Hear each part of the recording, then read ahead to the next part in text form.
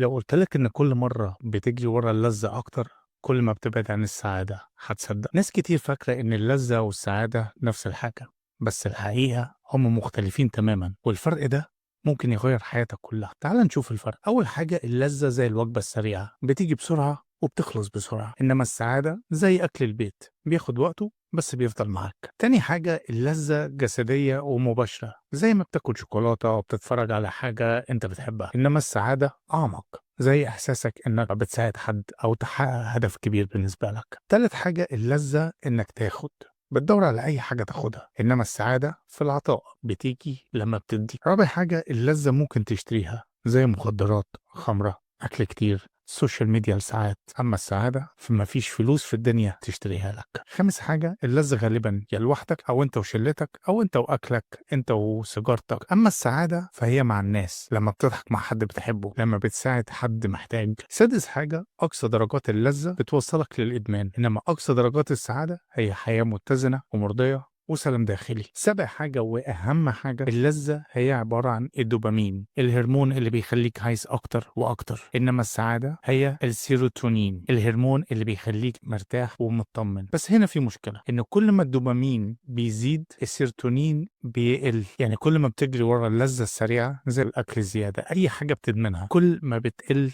السعادة الحقيقية جواك. بص، اللذة مش وحشة، بس لما تبقى هي كل حاجة في حياتك، ساعتها انت بتخسر السعادة اللي بجد. السؤال ليك هو، انت عايش علشان لذة مؤقتة ولا عايش عشان سعادة دايما؟ ربنا معك.